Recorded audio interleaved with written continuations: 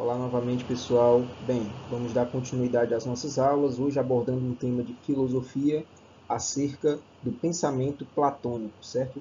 Do pensamento do filósofo grego Platão. Bem, só lembrando que vocês, ao final dessa aula, vão ter uma nova atividade para ser realizada e observem a data de entrega, ok? Vamos lá. Como eu disse, Platão foi um filósofo grego, discípulo de Sócrates, certo? De quem a gente já estudou em sala de aula e se tornou bastante conhecido por anotar e lançar obras com os diálogos que travava com Sócrates. Ele ficou também conhecido por criar a chamada teoria idealista. Era uma teoria que buscava estudar as bases do conhecimento humano, certo? Buscava estudar a realidade e observar por qual caminho nós poderíamos achar os conhecimentos verdadeiros e nos desvencilharmos dos conhecimentos chamados falsos, dos conhecimentos que nos enganam e que estão no mundo dos sentidos. A teoria idealista de Platão consiste em dizer que a realidade estava dividida entre dois mundos, o mundo sensível, ou o mundo dos sentidos, e o mundo das ideias ou das formas. No mundo dos sentidos, era o local onde existiria aqueles conhecimentos inferiores, enganosos, falsos, que são produzidos pelos nossos sentidos e que os nossos sentidos acabam nos enganando, certo? É o conhecimento produzido pelos nossos sentidos, percebidos pelos nossos sentidos, e que ele vai dizer que nesse mundo é o local onde as aparências enganam, onde os conhecimentos que nós percebemos ao nosso redor, eles são falsos, ok? Eles são muitas vezes enganosos e inferiores. E o mundo das ideias ou o mundo das formas era o local onde havia realmente os conhecimentos verdadeiros, aqueles conhecimentos que eram imutáveis, não mudavam nem em um determinado contexto diferente e nem em locais diferentes. Era um conhecimento que, em qualquer época da nossa história, iria ser o mesmo. E, principalmente, ele faz menção aí aos valores morais de certo e errado, justo ou injusto. Para ele, para Platão, esses valores existiriam de forma imutável. Eles não mudariam com o tempo. O que era justo em uma época, como na antiguidade, seria justo também na idade moderna, e assim por diante. Ok? Então, esses conhecimentos se dividiam nessa dupla realidade. E para Platão, para nós chegarmos até o conhecimento verdadeiro, certo? Nós tínhamos que utilizar a nossa capacidade de raciocinar, o nosso intelecto. Nós tínhamos que, dentro de nós, priorizar a nossa capacidade de raciocínio e deixar as nossas paixões de lado, os nossos interesses particulares de lado, certo? As nossas paixões que nos levam a pensar de forma irracional, elas tinham que ser combatidas pelo nosso lado racional de ser. E era através dessa nossa capacidade de raciocínio que nós chegaríamos até essas verdades absolutas, essas verdades imutáveis. E para exemplificar isso, ele utiliza a chamada alegoria da caverna. Nós podemos ver aí na figura do slide que essa alegoria da caverna consiste em alguns indivíduos que estão presos, acorrentados, e estão olhando para a parede onde aparecem reflexos de objetos da nossa vida cotidiana. E por olhar tanto tempo para essa parede e esses reflexos, eles pensam que esses reflexos são, de fato, coisas reais. E não se dão conta de que apenas estão sendo enganados por outras pessoas que estão produzindo essas imagens, como a gente vê na figura. E acham que aquilo dali é a vida real. Ou seja, aquele conhecimento que está sendo percebido pelos sentidos, né, do olhar, do visível, é enganoso, porque a realidade ela está do outro lado. Eles estão presos numa caverna e não sabem que estão presos. Eles estão se negando a olhar a realidade. Okay? E o Platão vai dizer que para perceber essa realidade enganosa, essas pessoas, esses indivíduos, eles têm que raciocinar. Eles têm que obter essa capacidade de raciocínio para perceber que aquilo dali faz parte de um conhecimento falso, para que assim eles possam sair da caverna e atingir a liberdade. Ok? E na outra charge nós temos a nossa alegoria da caverna moderna, que é como a gente se encontra preso hoje em notícias muitas vezes falsas, em visões de mundo que são veiculadas pela nossa televisão, pelas redes sociais, pelas mídias sociais, certo? Essas mídias sociais hoje em dia elas produzem um mundo, uma realidade que muitas vezes não é a realidade de fato, mas é um mundo que está muito mais ligado aos interesses de quem produzem essas informações, ok? Então, a ideia da teoria idealista de Platão é justamente tentar buscar um conhecimento verdadeiro que nos possibilite contestar informações falsas que chegam até nós pintadas como verdade. Mas lembrando que para Platão, nem todos seriam capazes de atingir essa verdade, porque nem todos poderiam se utilizar da razão. Uns não iriam conseguir abdicar das suas paixões, dos seus sentimentos irracionais e priorizar a sua capacidade de raciocinar, de utilizar a razão para resolver problemas e interpretar a realidade. E esses poucos que conseguiriam essa capacidade de pensar racionalmente seriam aqueles que levariam a sociedade em direção a um bem comum. Bem, mas como então preparar este indivíduo para que ele atingisse as verdades absolutas por meio da utilização do seu intelecto? Para Platão, esse preparo iria acontecer dentro de um processo educacional, onde seria ensinado a esses indivíduos a superar hipóteses, ou seja, a distinguir teorias verdadeiras das falsas. Além disso, neste processo educacional seria testado a sua capacidade moral e intelectual, além de discutir e abordar questões éticas e políticas, pois este indivíduo, já que ele teria acesso a um conhecimento verdadeiro, seria responsável para conduzir a sociedade ao bem comum, ao bem coletivo, certo? Então, ele teria que pautar o seu comportamento político em condutas éticas exemplares e, detalhe, baseada em valores morais verdadeiros, ok? Porém, Platão disse que nem todos seriam capazes de chegar a alcançar a contemplação dessas ideias verdadeiras, porque, como eu disse no slide passado, nem todos conseguiriam abdicar dos seus sentimentos irracionais e se conduzir apenas pela sua razão, pela sua capacidade de raciocinar. Ou seja,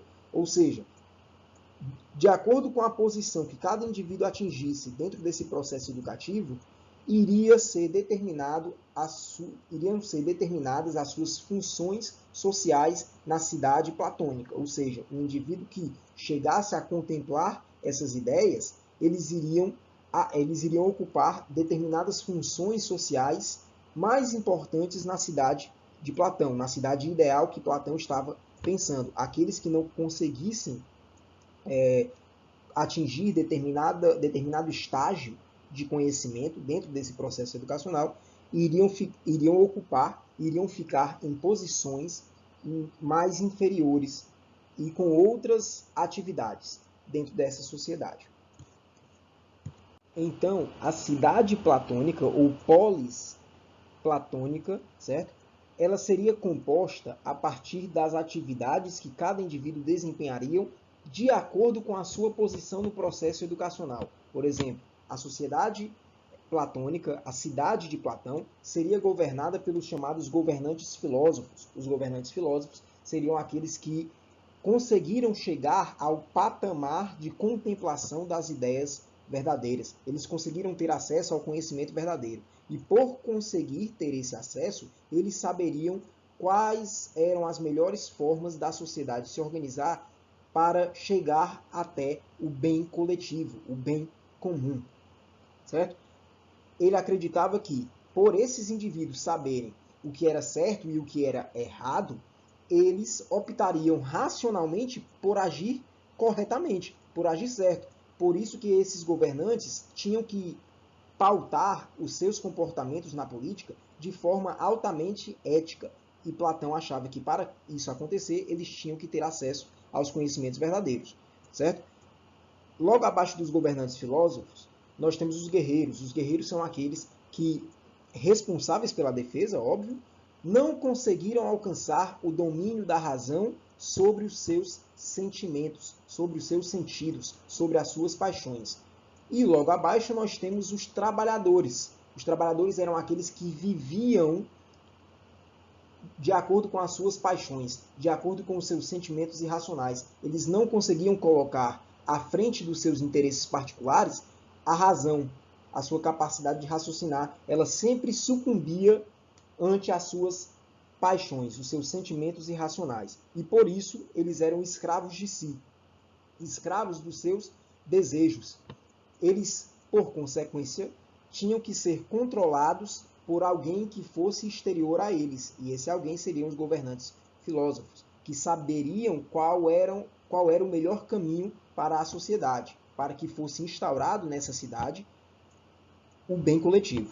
Logo, justiça para Platão seria essa adequação da natureza dos indivíduos, da natureza dos cidadãos, à sua posição na polis. Ou seja, aquele indivíduo que consegue obter o patamar de contemplação dos valores verdadeiros, do conhecimento verdadeiro, é justo que ele esteja no topo da sociedade, governando essa sociedade. E os trabalhadores que não conseguem viver de acordo com a razão, mas sim são escravos dos seus desejos, é justo que ele esteja na base da sociedade, desempenhando atividades mais desgastantes, certo? E de outra natureza, e de outra importância.